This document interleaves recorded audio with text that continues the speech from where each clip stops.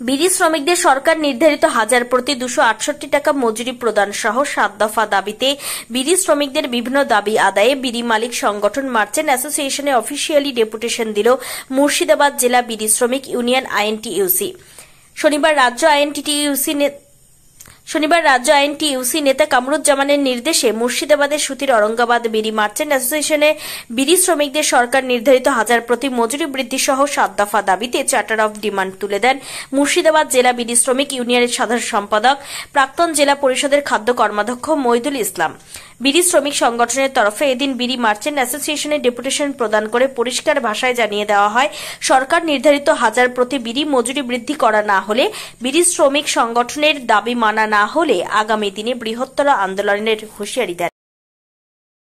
মুর্শিদাবাদ জেলা বিড়ি শ্রমিক ইউনিয়নের পক্ষ থেকে আমরা ঔরঙ্গাবাদ মার্চেন্ট অ্যাসোসিয়েশনে চার্টার অফ ডিমান্ড পেশ করলাম বিড়ির মজুরি বৃদ্ধি সহ অন্যান্য দাবি দেওয়া। আপনারা নিশ্চয়ই জানেন যে 2021 সালে 28শে সেপ্টেম্বর লাস্ট বিড়ির মজুরি বৃদ্ধি হয়েছিল, তবুও সেটা সরকার নির্ধারিত মজুরি ছিল না। বাইপেসাইড সেটেলমেন্টের মাধ্যমে একটা মজুরি বৃদ্ধি হয়েছিল।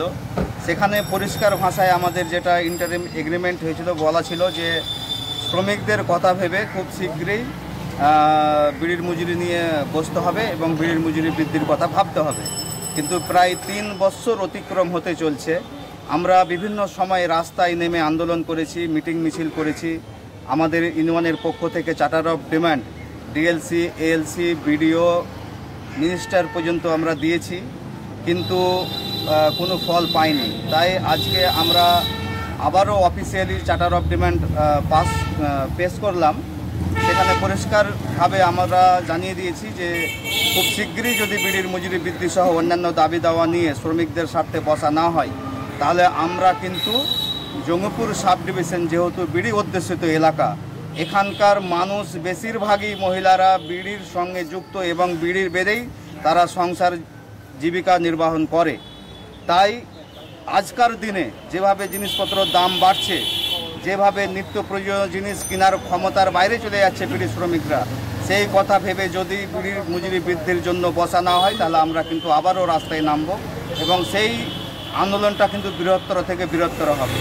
আমরা ফরাক্কা থেকে সাগরদিঘি পর্যন্ত সমস্ত শ্রমিক সংগঠনকে একত্রিত করে আমাদের যারা বিড়ি শ্রমিকের সঙ্গে যুক্ত আছে, আমাদের ইউনিয়নের সঙ্গে যুক্ত আছে, তাদেরকে নিয়ে সুতিটু ব্লক, সুতিটু অ্যাসেম্বলির সমস্ত মানুষকে, শ্রমিকদেরকে নিয়ে আমরা কিন্তু রাস্তায় নামব। 7 দফা দাবি নিয়ে আজকে ডেপুটেশন দিলাম। সেখানে মেন যেটা হচ্ছে যে ন্যূনতম সরকারি মজুরি দিতে হবে এবং 9 দিনের হাপ্তা 6 দিনেই দিতে হবে। পাতা অনেক বিড়ি কোম্পানিরা খারাপ পাতা দিয়ে ভালো বিড়ি নেওয়ার চেষ্টা করছে, সেটাকে লক্ষ্য রাখতে হবে। এরকম বিভিন্ন দাবি দাওয়া নিয়ে আমরা দিলাম। আপনাদেরকে একটা কপি আমরা দিয়ে দেবো। কী আশ্বাস দিলেন তারা? ওনারা বললেন যে আমরা ঊর্ধ্বতম নেতৃত্বরা সব দিল্লিতে আছে, খুব শীঘ্রই ওনাদের সঙ্গে কথা বলে একটা আলোচনার বসার ওনারা প্রস্তুতি নিচ্ছেন।